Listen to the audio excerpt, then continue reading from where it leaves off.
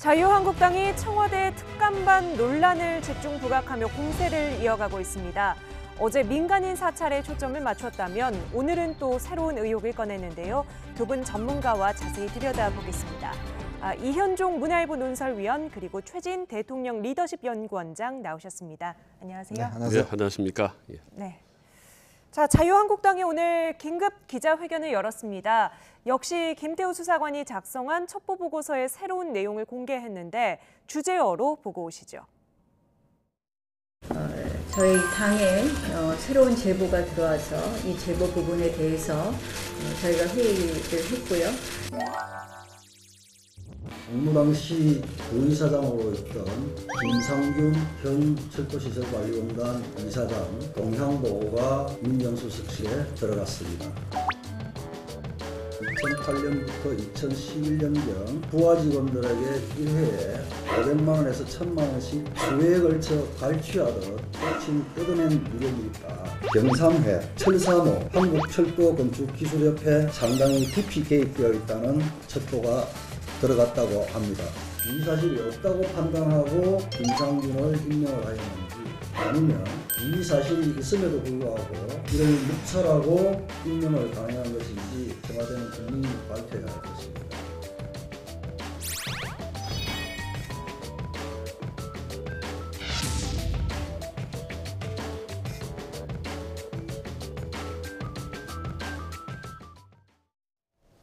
네, 오늘은 철도시설관리공단입니다. 김상균 이사장이 직원들에게 과거에 수차례에 걸쳐서 금품을 갈취했다라는 의혹이 제기가 됐는데 이게 언제 작성이 돼서 청와대로 보고가 됐다는 내용인가요? 이게 지금 이제 한국철도시설관리공단은 사실 이제 국토교통부 산하에 있는 이제 준공기업입니다.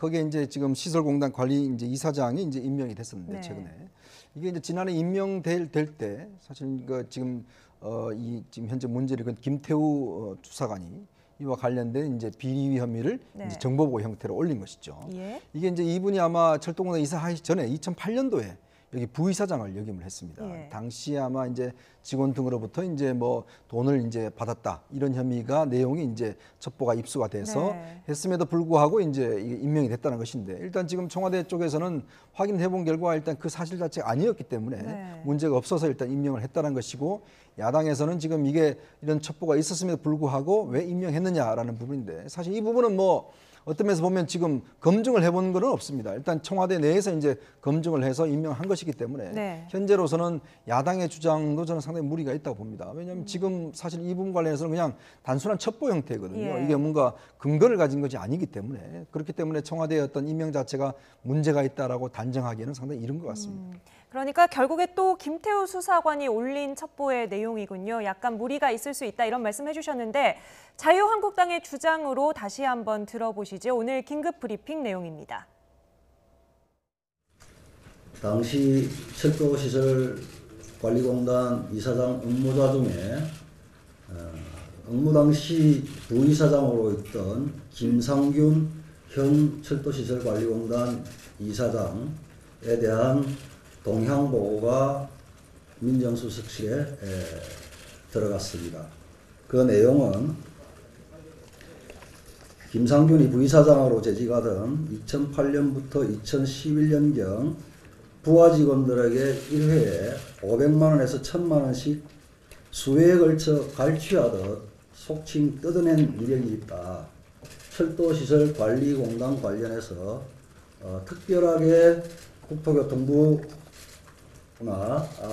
철도시설관리공단에서 예의주시하고 있는 경삼회, 그 다음 철사모, 한국철도건축기술협회와 관련해서도 상당히 깊이 개입되어 있다는 아주 구체적인 첩보가 들어갔다고 합니다. 자, 이제 청와대에 묻습니다. 철도시설관리공단 이사장 업무자였던 김상균에 대한 이 비리 첩보에 대해서 어디까지 보고를 받았는지 밝혀주십시오. 네, 자유한국당 김도읍 의원 지금 특감반 논란 관련해서 당내에서 진상조사 단장을 맡고 있고요. 어제 민간인 사찰에 조금 초점을 맞추었다면 오늘은 좀 다른 내용을 이야기하는 것 같은데요. 네, 그렇습니다. 지금 상당히 좀 구체적으로 야당에서 문제를 제기하고는 있습니다만은 아까 말씀드린 대로 이렇게 첩보 수준이기 때문에 예. 그 부분을 구체적으로 확인하기는 어렵습니다. 예를 들면 500만 원, 1000만 원씩을 갈취했다고 하는데 구체적으로 왜 무엇 때문에 어떤 방식으로 했는지 같은 나타날 수가 없거든요. 예. 그리고 방금 이제 김대우 의원이 제기한 부분은 이제 어디까지 보고받았는지인데 네. 청와대 이제 민정수석실 내부 분위기가 아시면 4단계 분위기입니다. 특검 반원인 김태우가 네.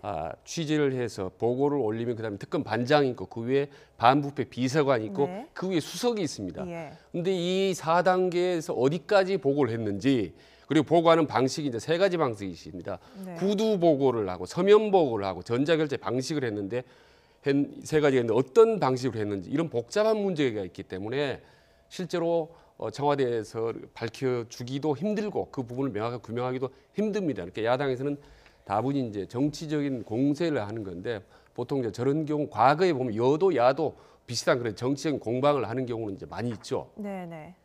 그러니까 첩보가 어디까지 보고가 들어갔냐, 상당히 윗선까지 올라갔는데 실세가 뒤에서 좀 봐줬기 때문에 익명이 가능했던 것 아니냐, 지금 이런 의혹을 제기를 하고 있는 건데요.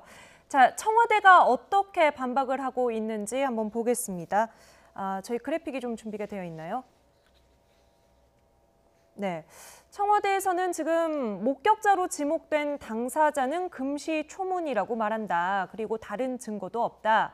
김상균 이사장은 당시 감찰 대상도 아니라서 반부패 비서관실이 아니라 인사검증부서로 넘겼다.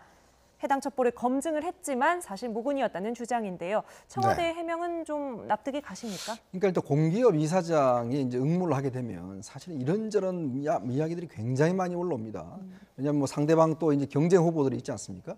그래서 뭐 그 사람이 그렇다더라라는 그런 후보들이 이제 많이 예. 올라오거든요.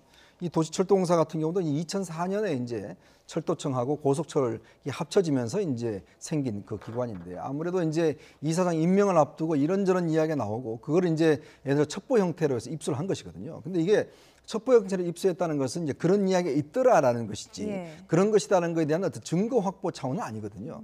그렇다면 지금 이제 청와대에 설명한 대로 이 어떤 개통을 좀 밟은 것 같아요. 일단은 이제 그 김태우 사무관을 통해서 입수된 첩보를 일단은 이제 절차에 따라서 검증을 했는데 문제는 이제 이게 사실 반부패 비서관실에서는 이제 예를 들어서 공기업 고위공직자라든지 이런 데 대한 이제 부패 관련된 걸 하는 것이지. 예. 근데 문제는 또 인사 관련 검증은 또 따로 인사수석실에서 하거든요. 그러니까 뭐 감찰 대상이 아니라고 지금 설명을 그렇죠. 이제 하는데요. 뭐냐면 이제 이게 인사와 관련된 문제이기 때문에 그러면 그 어떤 내용들을 인사수석실로 넘겨서 인사수석실에서 이제 검증을 했다는 것이고 또 내용은 뭐냐면 당시 어떤 문제를 제기한 사람에 대해서 그걸 또 조사를 한 것 같아요. 네. 그래 보니까 그건 뭐 사실 아니다라고 이제 본인이 이야기를 했기 때문에 아마 조사는 거기서 끝난 것 같습니다. 네. 자, 그렇다면 일단은 청와대로서는 어느 정도 절차는 밟았다고 보여지는데 문제는 이제 그 조사 과정이 과연 그러면 어떤 조사를 거쳤는가? 예를 들어 그냥 탐문만 한 것인지 예. 아니면 뭔가 사실은 청와대에서는 뭔가 뭐 계좌 추적이나 이런 걸 할 수는 없어요. 이런 문제가 있다면 이제 검찰로 넘겨야 되거든요. 예. 그러면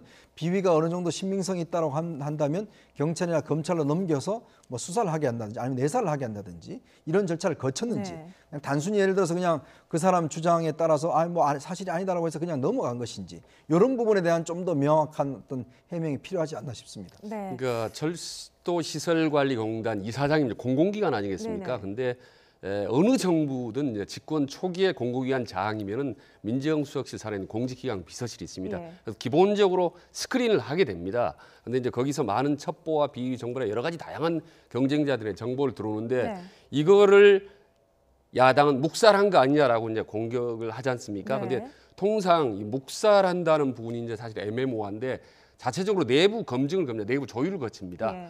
근데 이제 여기서 아무래도 내부 검증을 거치기 때문에 좀 관대하게 넘어가는 수가 많습니다. 그리고 이제 통상 집권 초기의 공공기관 장이면 뒤에서 후원하는 여권 정권의 실세가 있을 가능성이 높습니다. 그건 세상이 다 아는 일입니다, 네. 사실은. 그러면 문제가 있다는 게 지금 자유한국당 주장이잖아요. 예, 근데 그 여야나 어느 정권에나 그건 있을 수밖에 없는 거 사실. 그렇지 않고 순전히 완벽하게 공채로 해서 되는 경우는 사실 극히 드뭅니다, 사실은. 그러니까 이게 이제 다만 이런 것이 문제가 불거질 네. 경우에는 이거는 이제 상당히 이 청와대로서는 곤혹스럽죠. 사실 여부와는 상관없이 네. 그게 어떻게 보면 이제 민정수석실의 업보입니다.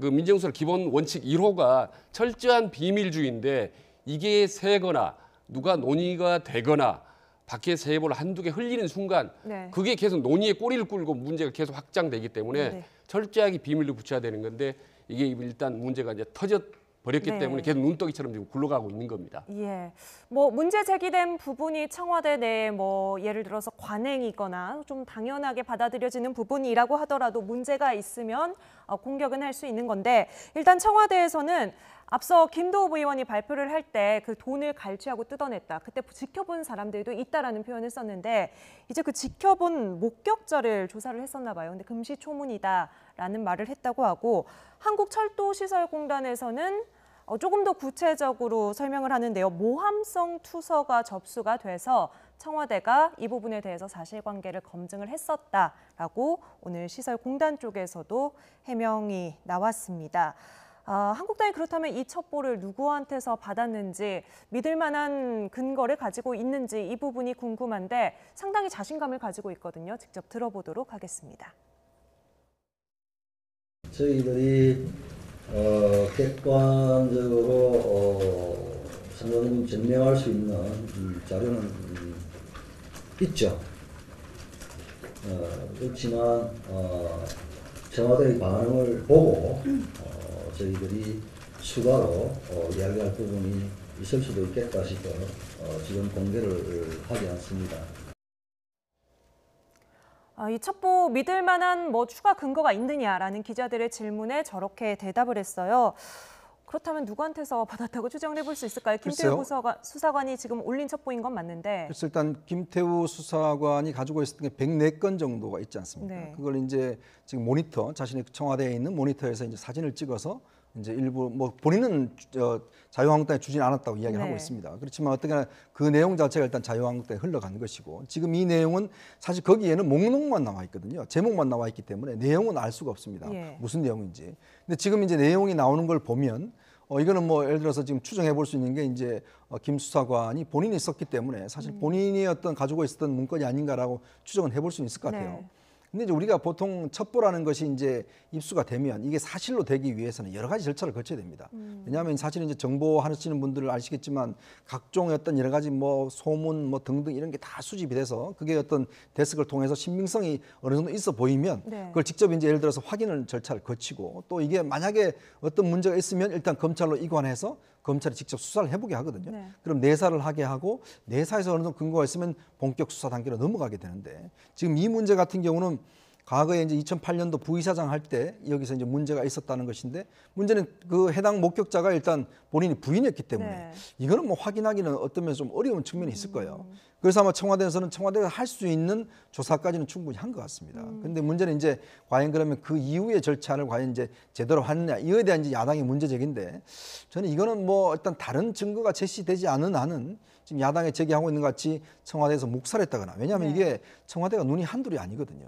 그래서 여러 명이 이제 공유할 수 있는데 그러면 그걸 뻔히 아는데 그걸 없앴다라고 한다면 그거는 예를 들어서 좀 제가 볼 때는 좀 무리한 추정이 아닌가라는 또 생각도 들어요. 자유한국당의 오늘 주장은 어쨌든 추가적인 정황이나 근거가 더 필요하다라는 얘기인데 오늘 안 그래도 이거 뭐 다 우리가 볼 수 없느냐 했더니 뭐 대통령 기록물 문제인지도 검토를 해봐야 되고 이런 말들을 하더라고요.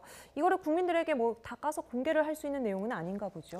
공개가 어렵죠 사실상. 그리고 현실적으로 가능하다라도 그렇게 할 수는 없을 겁니다. 아마 왜냐하면 공개를 하는 순간 더 일파만파 이제 문제가 확장이 되는 건데 제가 이제 좀 주목하고 걱정이 되는 부분은 과거에 이제 청와대 이 경험이 보면 이 권력비리 폭로에 대한 도미노 현상 같은 게 있거든요. 네네네. 하나가 터지면 계속 누군가 2탄, 3탄이 터질 가능성이 매우 높습니다. 이번에 김태우 같은 경우는 이명박, 박근혜 정부, 문재인 정부 3대 정권에 걸쳐서 근무를 했기 때문에 아마 인맥이 상당히 광범위할 거란 말입니다. 만약에 청와대 내부에 김태우의 협력자가 있다면 네. 혹은 그 직결된 주변에 관련된 사람으로부터 또 다른 협력자가 생긴다면 그거는 상당히 걷잡을 수 없이 문제가 커질 수가 있다. 제2, 제3의 그런 비리 폭로가 이어질 가능성이 있기 때문에 이 부분에 대해 청와대에서 내부 상당히 지금 긴장하고 아마 내부 감찰에 아마 들어갔을 겁니다. 네. 지금 이 자료를 자유한국당이 누구한테서 입수했는지는 말하지 않지만 어쨌든 원래 자료를 김태우 수사관이 가지고 있다가 누군가한테 건넨 건 맞는 것 같아요. 여기에 대해서 더불어민주당 박주민 의원은 그렇다면 김태우 수사관이 애초에 이 자료를 왜 흘렸는지를 생각해보자 이런 이야기를 하거든요. 직접 들어보시죠. 이처럼 민간과 검은 유착 관계를 형성한 비공무원이 자신의 비리를 덮기 위해 내놓는 거짓말이 다 사실인 것처럼 흔들려서는 안 될 것입니다. 청와대 감찰에 대한 특검을 주장하는 자유한국당의 모습은 안타깝기 그지없습니다. 개인의 범죄를 비호하면서 도리어 원칙대로 조치한 청와대를 공격 대상으로 삼는 것은 후한무치 그 자체입니다. 자유한국당은 공당으로서 책임 있는 모습을 보여야 할 것입니다.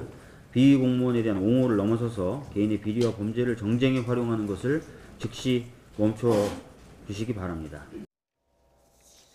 쉽게 말해서 비위 공무원이 분명히 뭐 의도가 있으니까 이런 걸 계속 흘리고 있지 않느냐 지금 계속해서 더불어민주당은 이런 주장을 하고 있는 건데요. 그러니까 지금 두 가지 경점 아니겠습니까? 방금 네. 여당 같은 경우는 개인적인 비리 일탈행위다. 말하자면 자기의 비위를 덮기 위해서 자꾸 잘못된 첩보를 과잉하고 있다는 거고, 두 번째 네. 이제 야당 같은 경우는 저게 민간인 사찰 정보가 구체적으로 드러나고 있다라고 주장하는 건데, 저는 그 두 가지보다 또 다른 문제, 더 핵심적인 문제는 네.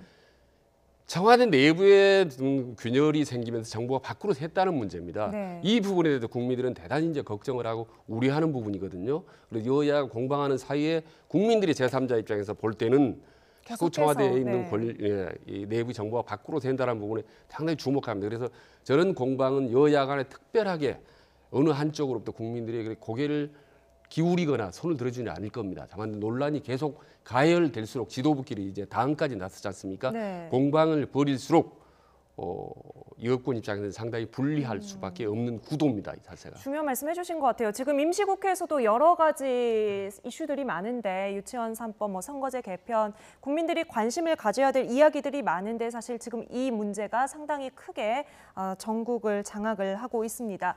한국당에서는 뭐 국정조사를 하자, 특검을 가자 이런 주장을 계속해서 하고 있고, 민주당은 뭐 수사를 좀 지켜보자라는 입장인데요. 어느 방향으로 일단 접근을 하는 것이 맞을까요? 저는 그래서 국회라는 역할이 뭐겠습니까? 어떤 국정에 문제가 생기면 국회 차원에서 분명히 이제 탐문해 볼 수도 있고, 우리가 그래서 국회 청문회 제도도 있고 또 국정조사 제도도 있고 또 상임위가 있지 않습니까?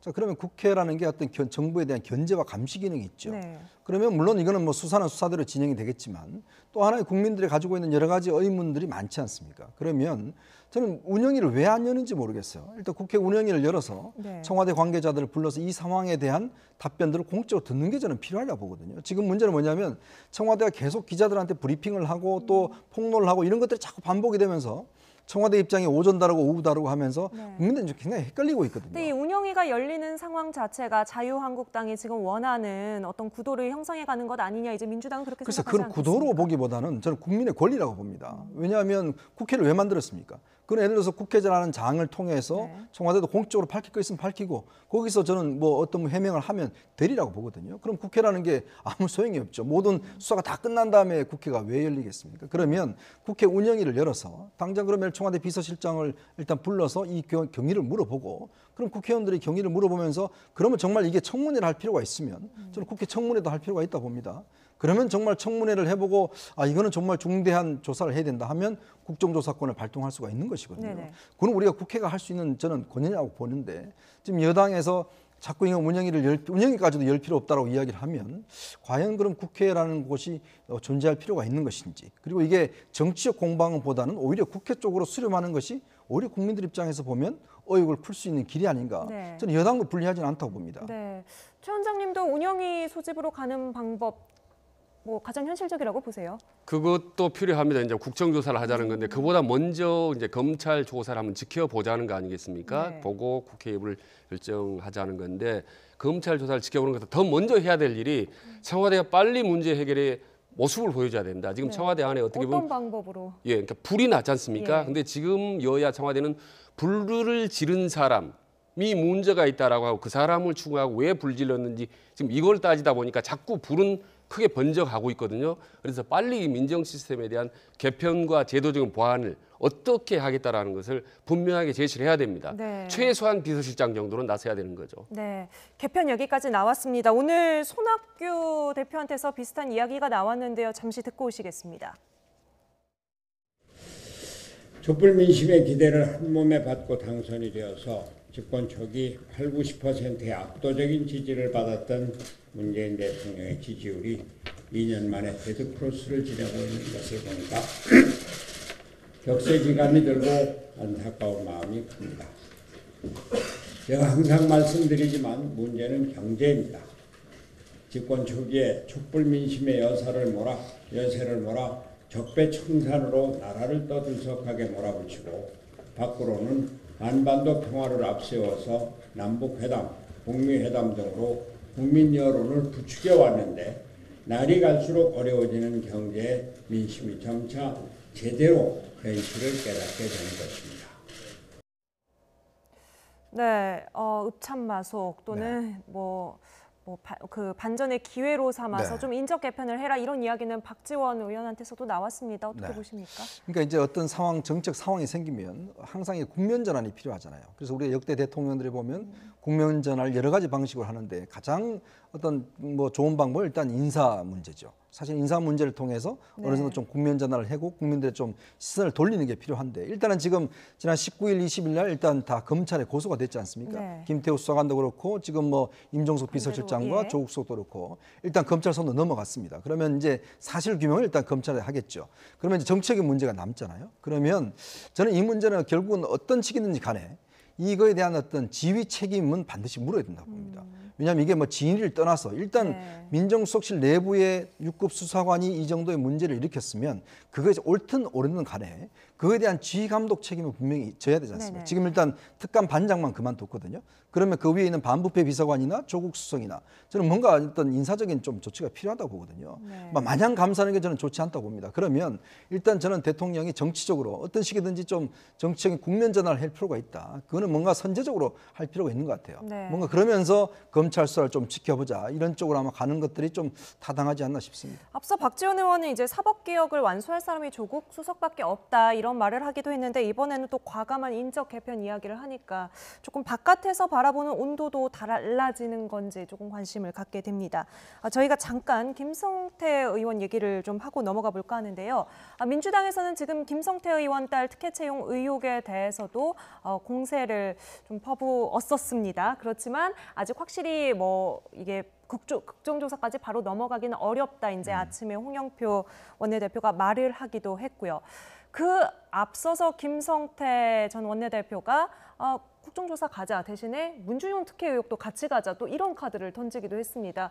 항상 역제안을 할 때 이렇게 문준용 특혜 의혹 자꾸 이 얘기를 꺼내는데요. 민주당 입장에서는 상당히 난감한 부분일 것 같고요. 그렇죠. 민주당 입장에서는 난감하지만 자유한국당 입장에서는 기가 막힌 물타기 카드인데요. 지금 지난 1년 동안의 김성태 원내대표 시절에 가장 강하게 아마 문재인 대통령이라도 여당을 세게 공격했던 사람이 아니겠습니까? 네네. 그랬던 이제 김성태 의원이 딸 채용 의혹이 불거지니까 이제 여당 입장에서는 내심 아마 잘 됐다 고소하다 이런 입장이겠는데 네. 지금 의외로 이게 사태가 확장이 되면서 문제가 확대되니까 문준용 문제까지 확대되는데 이걸 같이 맞물고 들어갈 경우 사실 청와대나 여권에 있어서는 절대적으로 불리하죠. 민주당에서는 지금 그동안 충분히 해명했다. 이것은 자꾸 제기되는 의혹이고 충분히 소명이 됐다고 본다라는 게 공식적인 입장이지만 자꾸 이러니까 손혜원 의원 같은 경우에는 그래 한번 털고 가자 이런 식의 말을 하기도 했어요. 아니 아무리 완벽하더라 하더라도 이건 털 수가 없습니다. 왜냐하면 대통령의 아들의 문제이기 때문에 네. 일단 밖으로 나오는 순간 야당 입장에서는 기가 막힌 호재이기 때문에요. 이건 툭툭 털고 갈 수 있는 사안이 아니죠. 물론 저기 페이스북 밑에다가 물론 안 되겠지만요라는 이제 단서를 달기는 했어요. 그런데 이제 민주당 입장에서 오죽하면이라는 그런 걸 보여주는 페이스북 메시지였겠죠. 근데 이제 저런 입장들이 자칫 여당을 좀 곤혹스럽게 할 수도 있어요. 왜냐하면 이제 문준용 씨 같은 경우는 이제 지난번 사실 이재명 지사가 해경군 김 씨와 관련해서 사실 문준용 씨를 물고 넘어갔지 않습니까? 그러다 보니까 결국은 이제 무혐의 비슷하게 돼버렸잖아요. 이제 아마 김성태 전 원내대표도 그걸 본 거죠. 결국 여권의 아킬레스건이 어디에 있다는 걸 알거든요. 그래서 이제 문준용 씨를 넘어갔는데 그걸 이제 손혜원 의원이 해보자 이렇게 되면 사실 야당 입장에서 보면 그래 합시다 이렇게 되면 누가 손해겠습니까? 이제 그런 정책 이해관계 따져보면 저건 제가 볼 때 좀 돌출적인 이야기 같고 사실 뭐 두 문제를 이 상황에서 함께 할 수는 없는 거고 사실은 김성태 원내대표 이야기는 지금 뭔가 의혹 자체가 지금 완성된 문제가 아니기 때문에 이걸 뭐 당장 국정조사 한다는 것 자체도 저는 무리인 것 같고 일단은 지금 우리가 지난 제시됐던 서울교통공사에 대한 일단 이 문제 저는 그런데 좀 집중했으면 좋지 않을까라는 생각이 듭니다. 네. 청와대로서는 특감반 논란이든 또 이런 문준용 씨 의혹의 재탕, 삼탕, 제기 등지 간에 어쨌든 굉장히 곤혹스러운 상황입니다. 국정 지지율이 조금씩 떨어지고 있고요. 이른바 데드크로스 현상까지 나타났기 때문인데요. 주제어 보시고 다음 이슈 이어서 이야기 나누도록 하겠습니다. 이번 주 여론조사에서 문재인 대통령의 국정운영 평가가 취임 이후에 처음으로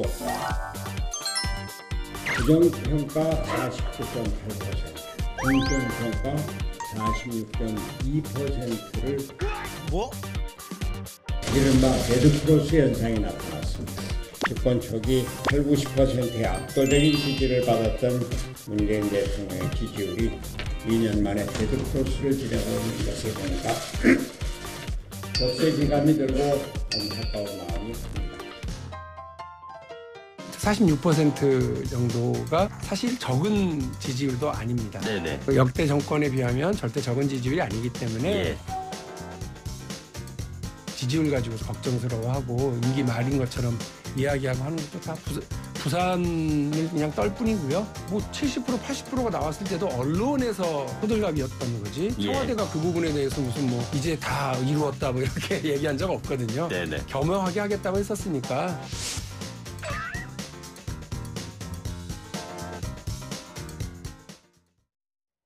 네, 오늘 하루 종일 데드크로스 얘기 많이 나왔는데요. 용어만 들으면 좀 무섭습니다. 정확히 데드크로스가 어떤 현상인가요? 이제 우리말로 직역을 하면 어떤 이 죽음의 경계선입니다. 말하자면은 네.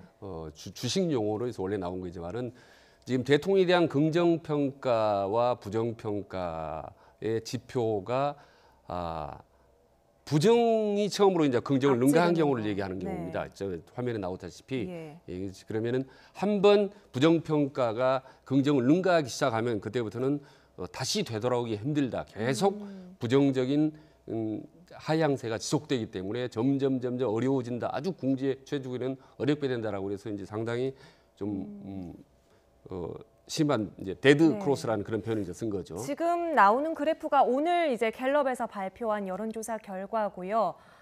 긍정평가 45%, 부정평가가 46%로 이제 부정평가가 처음으로 앞섰다. 그래서 이제 데드 크로스라는 표현을 쓴 거고요. 뭐 반대 현상은 또 다른 말로 부릅니까? 골든 크로스. 골든 크로스라고 그래서 이제 씁니다. 골든 크로스야 보통 모든 대통령들이 이제 겪기 때문에 큰 문제는 아니지만 데드 크로스가 이제 크게 이제 문제 실수가 됐죠. 더구나 이제 문재인 대통령 오랜 동안 골든 크로스를 유지해오다 갑자기 짧은 기간 동안에 뚝뚝 떨어져 있기 때문에 훨씬 심각한 거고 그리고 이제 40% 중반대가 뭐 그 정도면 적절하다라는 조금 전에 박용진 의원의 이제 얘기도 일리가 있습니다만 문제는 왜 떨어진가라는 하락 이유가 이제 상당히 중요합니다.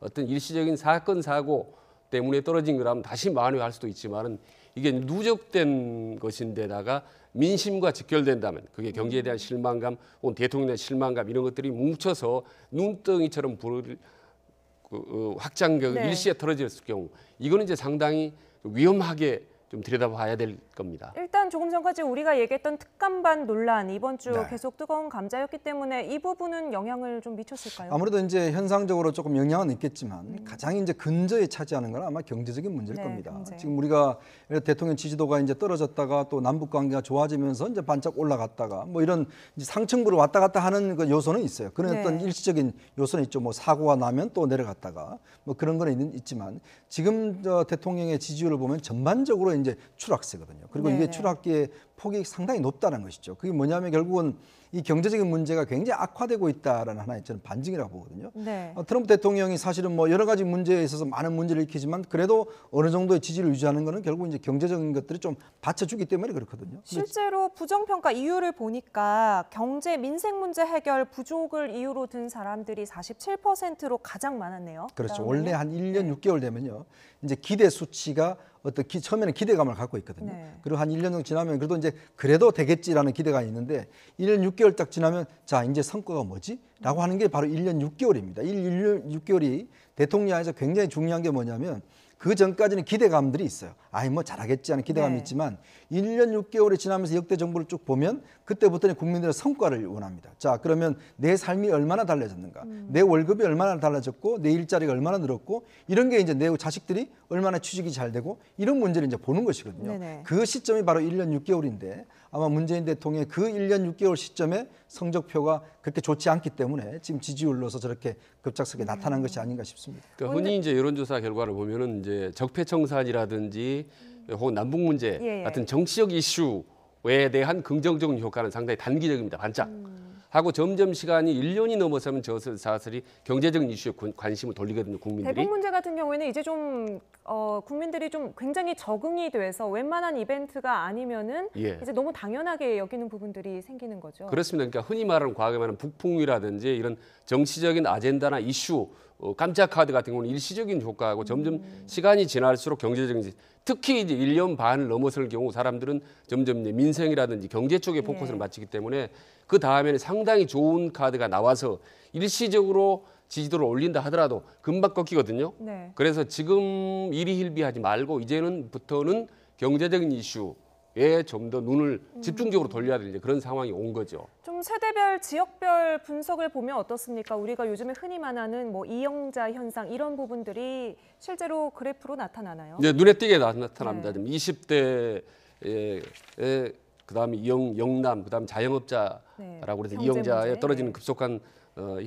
하락 현상을 보는데 특히 이제 20대 같은 경우는 집권 초반만 해도 상당히 높았습니다. 그리고 대선 때도 문재인이 좀 높이 지지했는데 불과 한두 달 사이에 한 30% 가까이가 떨어졌거든요. 네. 이건 아주 급락한 거거든요. 그러니까 이거는 대통령에 대한 어떤 섭섭함이라든지 분노에 가까울 정도로 크게 이제 변한 근데 건데요. 20대도 자세히 들여다보면 예. 20대 남성들은 부정평가가 상당히 높은데 반해서 또 20대 여성은 긍정평가가 높더라고요. 예, 근데 공교롭게도 최근 들어서 이제 그 젠더 문제라든지 혹은 양심적 병역거부라든지 20대 청년들을 자극할 만한 그런 이슈들이 많이 있습니다. 그게 이제 네. 반사적으로 여성에게 좀 유리한 느낌을 주는 정도로 그런 점들이 이제 훨씬 더 20대들의 문제들을 악화시키다. 더구나 일자리 문제란 예. 지상 과제고 절박한 문제가 20대가 이제 느끼기 시작했다는 거죠.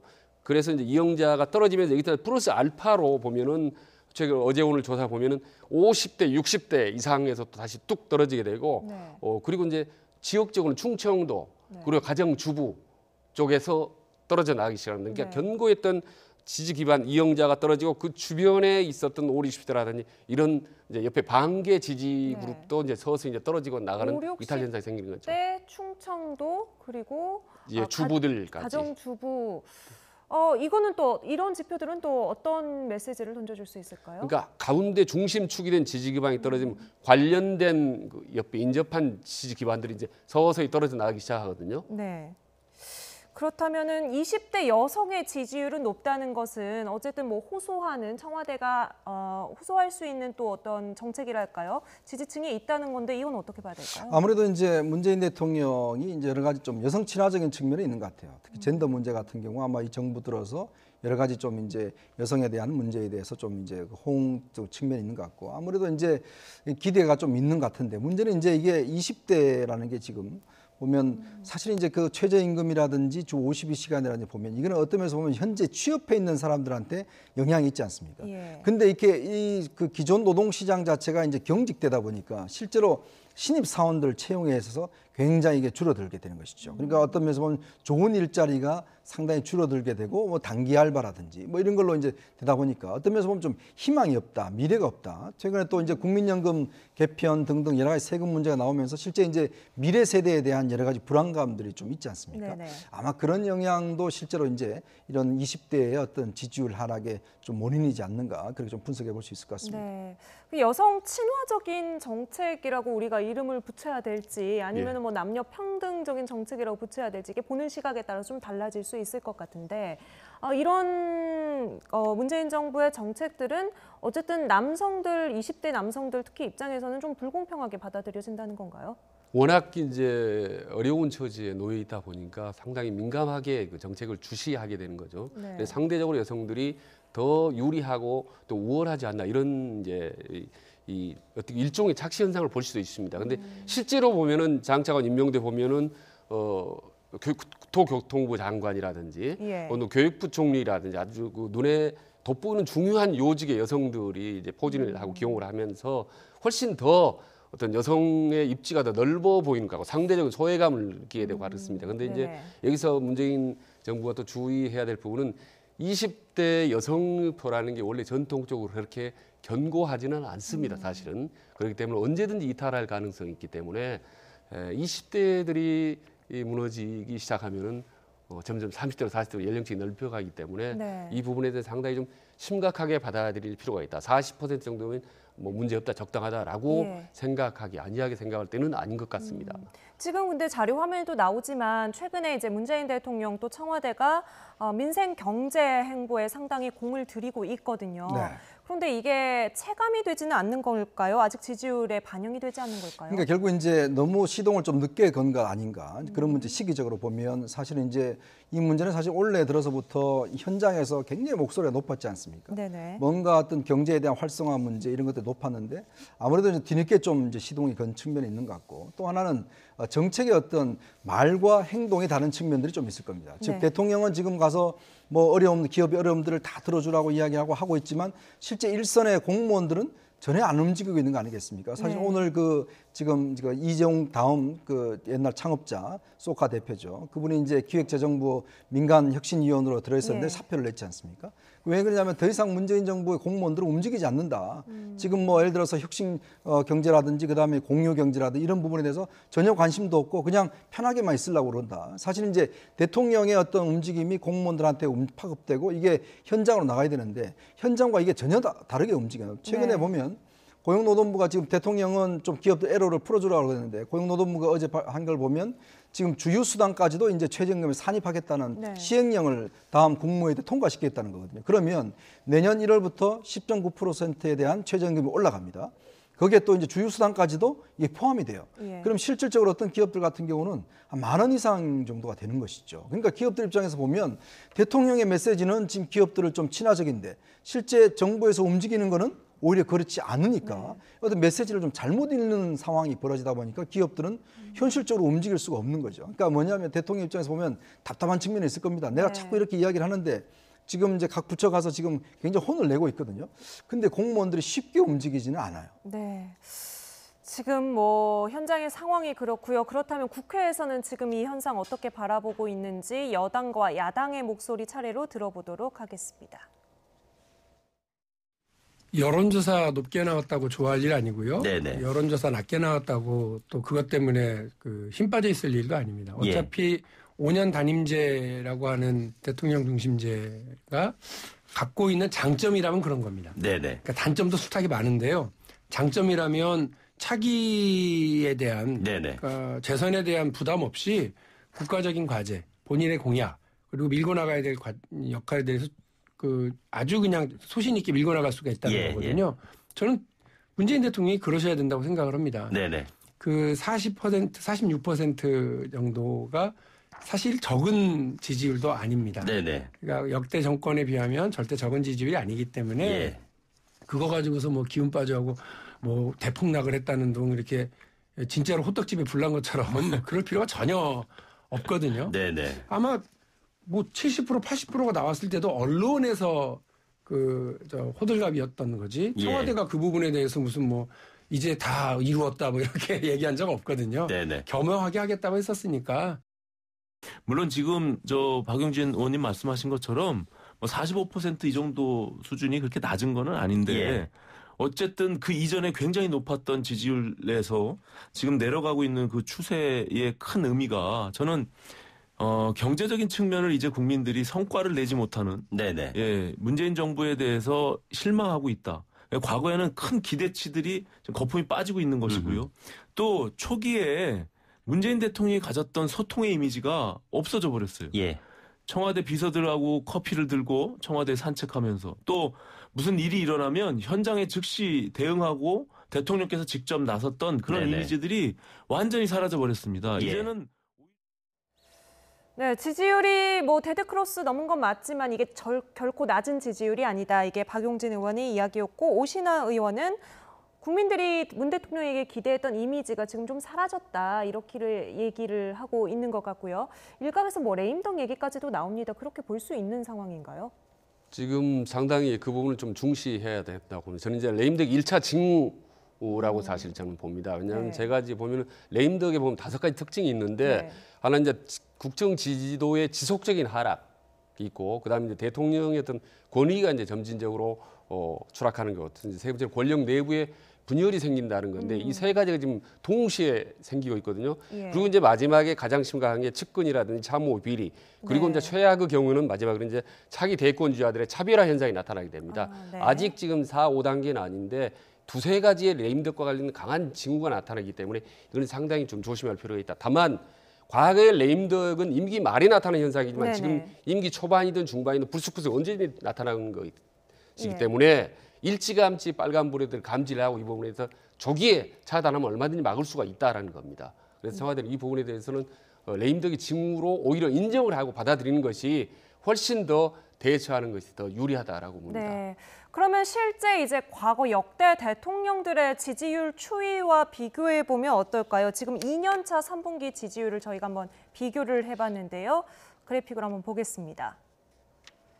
2년차 3분기 이게 앞에 다른 대통령들 같은 경우에는 분기별로 지지율 조사가 됐기 때문에 형평성을 맞춰보기 위해서 저희가 뭐 평균을 내가지고 2년차 3분기 지지율을 비교를 해봤습니다. 그랬더니 지금은 45까지 떨어졌습니다만 55가 나왔거든요.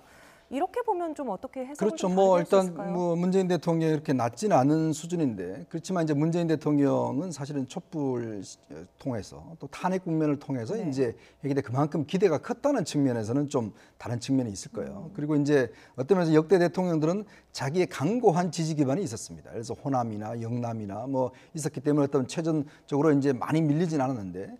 그러니까 노무현 대통령 같은 경우도 이제 어떤 면에서 보면 지지층들로부터 상당히 이제 좀 그걸 했죠. 이런 네. FTA라든지 또 파병이라든지 그렇지만 또 한편에 보수층부터는 좀 박수를 받는 측면이 있는데 지금 문재인 대통령의 고민은 뭐냐 하면 양쪽으로부터 다 공격을 받고 있다는 것 자체가 고민일 거예요. 왜냐하면 지지층대로 왜 우리 주장을 빨리 안 들어주냐라고 지금 네. 이제 시위를 벌이고 있고 반대 측에서는 이거는 잘못 가고 있다고 이제 하고 있고 어떤 면에서 보면 국정을 움직여 나갈 수 있는 동력 자체가 이제 상당히 없어져 간다는데 거기에 문제가 있는 거죠. 이게 특히 이게 이제 추세가 빠르다는 것이 문제가 되거든요.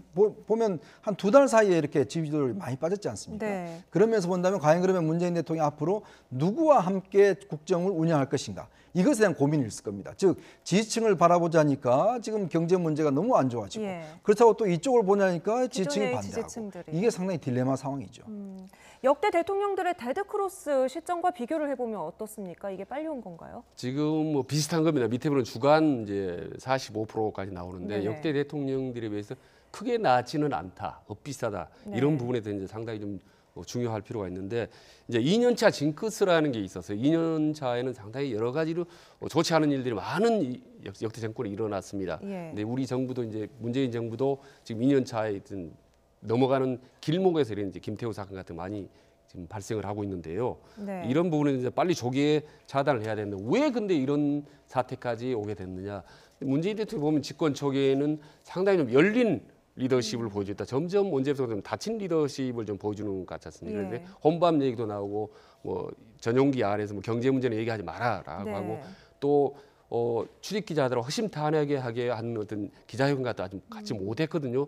이런 부분에 대해서 빨리 조기에 좀 보여줄 필요가 있다. 그리고 본질적으로 문재인 대통령 리더십 자체가 장점이 팔로우십입니다. 이를테면 본인이 주변의 참모들을 많이 경청하면서 토론해가면서 점진적으로 나아가는 스타일이다 보니까 이런 리더십의 스타일은 위기 시에 상당히 좀 좌우면한 그런 우려가 있습니다. 그리고 이제 참모들에게 휘둘릴 가능성도 있기 때문에 지금 이 시점에서는 좀 문재인 대통령이 좀 전면적으로 좀 앞에 치고 나오면서 그런 넓은 열린 리더십을 좀 속 시원하게 국민들한테 볼 필요가 있다. 그리고 경제가 어려운데요. 지금 문재인 대통령이 아무리 노력을 해도 경제적인 단기간에 회복할 수가 없습니다. 저소득, 소득주도 성장이라든지 일자리는 당장 만들 수가 없습니다. 다만 아주 노력하는 모습, 그러니까 적폐청산이라 혹은 남북관계보다 훨씬 더 경제 민생 문제를 중요시한다라는 것을 진정성 있게 국민들한테 보여주는 것이 정말 중요하다고 봅니다. 저는 그래서 대통령께서 지금 이 시점에 좀 국민들과의 대화라든지 정말 현장의 목소리를 좀 직접 듣고, 사실 기자회견도 보면 지금 제가 알기로는 한 5번 했나요? 사실 매년 하는 그 정도 수준밖에 안 했거든요. 소통은 상당히 청와대에서 관심을 두고 역점적으로. 그래서 이제 소통을 하긴 하는데 문제는 대통령이 질문을 받고 그 어떤 대통령에 대해서도 비판도 할 수가 있고, 지난 사실은 이제 아까도 말씀하셨지만 그 비행기 안에서의 어떤 기자회견, 그게 굉장히 좀 안 좋은 영향을 미쳤거든요. 그러면 저는 지금 이 여러 가지 어려움을 겪고 있는 국민들을 예를 들어서 YTN이나 이런 데서 좀 다 모아놓고 대통령이 직접 출연해서 그 국민들과 대화를 하는 것. 예전에 보면 대통령들이 보면 노변정남이라든지 또 국민과의 대화라든지 이런 방법을 통해서 국민들의 좀 응어리를 좀 풀어주는 게 필요하거든요. 자, 나는 현실적 어려움이 있다, 대통령이. 자, 국민들도 어려움이 무엇이냐, 이런 걸 좀 대화를 통해 들어야 되는데, 최근에 그 노동부 방문해서 지금 최저임금 때문에 어려우신가요? 거기서 그런 묻는 바람에 대통령이 너무 지금 현실하고 좀 동떨어지지 않는가, 이제 그런 생각을 가지고 있거든요. 그러면서 본다면 대통령이 지금 원래 얼마 남지 않았습니다만 내년 초에는 좀 기자회견이나 이런 방식 자체를 좀 더 자주 갖고 하면서 좀 소통의 강점을 좀 살려나가는 게 저는 필요할 것 같습니다. 네, 저희가 앞서서 뉴스나이트 1부에서도 지금 청와대 앞에서 노동계 집회가 계속해서 열리고 있는 부분 전화 연결로 전해드렸는데, 역대 대통령들과의 그 지지율 추이를 보니까 계속해서 꾸준히 다 떨어지고 있고, 그렇게 보면은 이번 정권에서 상당히 아주 낮은 최저치를 나타냈다, 그렇게 해석을 할 수는 없겠지만 그만큼 문재인 정부 초기에 국민들이 거는 기대가 컸다는 점, 그 점 때문에 지금의 수치가 더 무겁게 와닿는 것 같습니다. 오늘 이야기 여기까지 나누죠. 이현종 문화일보 논설위원, 그리고 최진 대통령 리더십 연구원장 모셨습니다. 오늘 말씀 감사합니다. 예, 고맙습니다.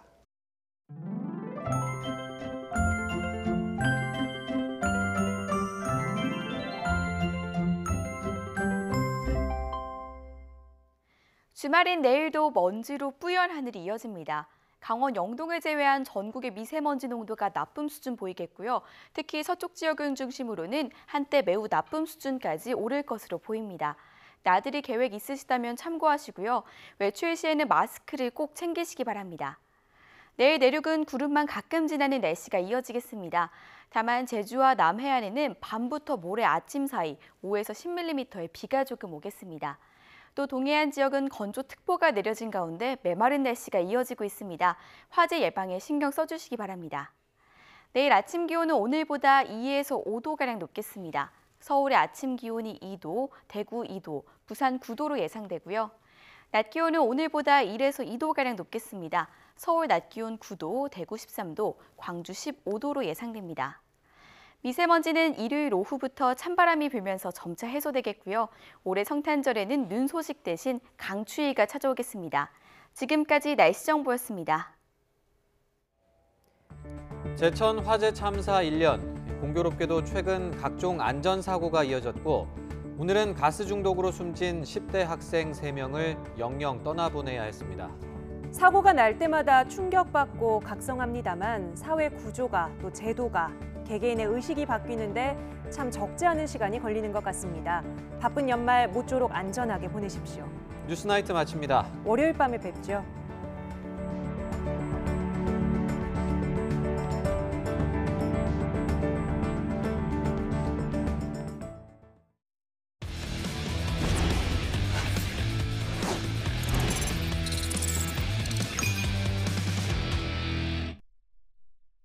스포츠 뉴스입니다. 운동선수들이 투지를 불태우겠다는 뜻으로 많이 하는 행동이 바로 머리를 짧게 깎는 것인데요. 프로농구 삼성의 이관희가 삭발투혼을 펼치며 팀을 5연패에서 구해냈습니다. 허재원 기자입니다. 주전 선수들의 줄부상이 이어지며 최근 5경기를 모두 내준 서울 삼성. 침울하게 가라앉은 팀의 분위기를 끌어올리기 위해 이관희는 머리를 짧게 깎고 코트로 들어섰습니다. 삭발투혼은 놀라운 경기력으로 이어졌습니다. 1쿼터 3개, 2쿼터 2개의 석점포를 꽂아 넣으며 전반에만 25득점을 올렸습니다. 이관희의 투지는 팀 동료들에게 고스란히 전해졌습니다. 모처럼 시원한 공격력을 선보이며 경기 내내 오리온을 압도했습니다. 아직도 최하위 탈출은 멀어 보이지만 삼성은 값진 승리와 함께 5연패에서 벗어나며 반전의 계기를 마련했습니다. 저로 인해서 팀원들이 조금 단합하게 될 그런 계기가 조금이라도 있었다면 제가 오늘 머리를 짧게 자른 게 큰 의미가 있지 않나 생각합니다. 4위 인삼공사는 신인 변준영이 팀에서 가장 많은 15득점을 올리는 활약 속에 SK를 손쉽게 따돌리고 3연승을 달렸습니다. 외국인 선수 헤인즈가 부상으로 다시 4주 동안 자리를 비우게 된 SK는 무기력한 패배와 함께 4연패에 빠졌습니다. YTN 허재원입니다. 현대캐피탈이 남자 프로배구 전통의 라이벌 삼성화재와의 클래식 매치를 역전승으로 장식하고 선두에 올랐습니다. 현대캐피탈은 1세트를 내줬지만 이후 3세트를 내리 가져오며 삼성화재를 3대1로 이겼습니다. 특히 승부를 가른 4세트에서 19대 23까지 끌려갔지만 파다르의 연속 득점을 앞세워 30대 28로 역전했습니다. 파다르는 양팀에서 가장 많은 29점을 올리며 승리를 이끌었습니다. 탁구 신동의 맞대결로 관심을 모았던 종합선수권 대회에서 조대성, 신유빈 콤비가 오준성조의 완승을 거두고 실업 선배들에게 도전하게 됐습니다. 서봉국 기자입니다. 중3이던 지난해 대표팀 에이스 이상수를 포함해 실업 선수 4명을 꺾고 최고권위 종합선수권 4강에 올랐던 왼손 천재 조대성. 올 1월 역대 여자 선수 가운데 최연소인 만 14살에 태극마크를 단 여자 탁구의 미래 신유빈. 탁구 신동끼리 호흡을 맞춘 혼합복식조가 초등학교 랭킹 1위 오준성이 버틴 후배조의 한 수를 가르쳤습니다. 조대성 신유빈은 오상은 미래셋 코치의 아들이기도 한 오준성과 중학생 김서윤조의 3대0 승리를 거두고 8강에 올랐습니다. 초등학생이란 게 좀 믿기지 않을 정도로 감각이랑 탁구 센스랑 이런 게 다 엄청 뛰어나고 그래서 게임하기 힘들었던 것 같아요. 이미 실업 선수 2명을 꺾고 단식 8강에 오른 조대성은 단식과 혼복 모두 실업 선배들과 격돌합니다. 작년에는 백사이드에서 제 미스가 많았는데 올해는 그 부분을 좀 보완하고 나와서 이번에도 2년 연속 4강을 처음에 목표로 하고 왔기 때문에. 단식 16강에서는 대표팀 마더니 서효원에게 2대3 역전패를 당한 신유빈은 아쉬움 속에 새해 목표를 밝혔습니다. 체력면으로도 그렇고 힘도 더 세져야 되고 아직 연습할 게 많아가지고 성비군 먼저 선발되는 거랑 5학년이던 지난해 이 대회에서 실업형을 누르고 탁구계를 놀라게 했던 오준성은 국내 최강 수진인 장우진을 만나 올해 단식에서는 일찌감치 탈락했습니다. 한국에서도 잘하고 외국 시합 나가서 잘하는 형이랑 한번 시합해보니까 일단 안 되는 건 알았는데 더 연습해서 이기려고 하고 많이 배웠어요. 각급 학생부와 일반부로 나눠 경기를 펼치는 보통 대와는 달리 선수들이 무작위로 섞여 계급장을 떼고 대결을 펼치는 종합선수권. 한국 탁구를 이끌 이들 3명의 유망주들은 1년 만에 한층 성장한 모습으로 선배들을 위협하고 있습니다.